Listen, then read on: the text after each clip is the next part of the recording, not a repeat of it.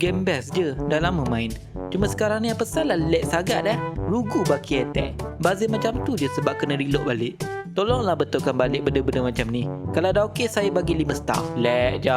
Turun satu trup, terus dia keluar. Turunlah trofi bodoh weh. Clan sudah 9. Sudah hilang dari pandangan.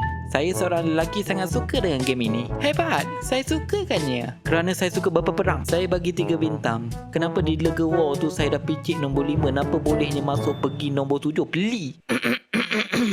Selama 18 tahun saya main Clash of Clans. Dahulu rentaknya memuaskan. Tapi sekarang kenapa membosankan? Jika pihak syarikat COC tidak percaya, silakan cek pelawan liga saya sekarang. Adakah patut saya Town Hall 12 lawan Town Hall 18 dan di bawah Town Hall 6 lawan Town Hall 12? Hai, ini apa? Dan kenapa macam ni?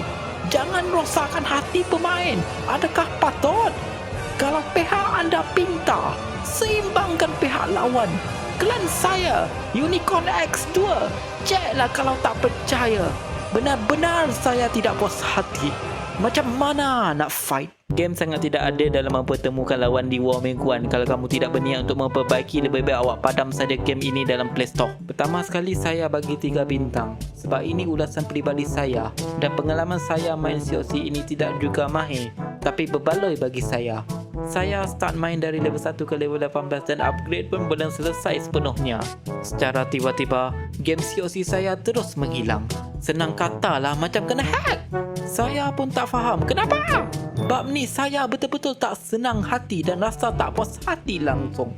Saya harap pihak penerbit game COC ini menangani isu seperti ini dengan lebih tertib dan mantap. Thank you. Aduh, bab apa setiap kali ad war selalu dia salah. Ad nombor 10 siap dapat 2 star, lepas keluar tiba-tiba ad nombor 12 pula. Apakah hal banyak kali dah kena ni? Tolong cek apa masalah COC ni. Macam kena hack je COC. Gi ad jauh orang ad dah rugi lah macam ni. Main dari muda sekarang dah tua. Okey je COC. Tapi zaman tu dah habis. Game ni best. Korang boleh susun strategi macam mana nak serang musuh dan macam mana nak susun base korang biar musuh tak boleh ratakan. Ada perang clan di mana clan korang kena lawan dengan clan lain. Untuk pemain yang masih town hall rendah, mungkin bosan sikit. Tapi bila dah town hall tinggi, korang punya hero dan pasukan dah power. Korang boleh serang musuh dengan pelbagai cara. Banyak event juga kat game ni. Supercell pun baik. Dengar keluhan pemain. Si aku rekomen kat korang untuk try main. Banyak dah berubah. Macam ni lah baru best. Banyak event, so game ni tidaklah bosan. Sebab best kalau lagi boring, seronok boleh tambahkan stres. Game memang mantap untuk aku lah. Sebab apa? Sebab aku pun tak tahu nak main game apa dah. Memang cul lah game ini ajarkan kita erti kesabaran. Sebab apa? Sebab kalau kita nak upgrade sesuatu senjata atau bangunan, kita kena sabar. Sebab masa yang dia bagi untuk upgrade itu bukan jalan. Okey lah, tu je daripada aku. Bye, selamat mencuba game ini. Buat nama tu sama-sama sikit tau. Barulah bertenaga. Ni aku tulis panjang-panjang sebab nak sampai 500 perkataan. Hei, jangan baca semua sebab ni macam kalangan.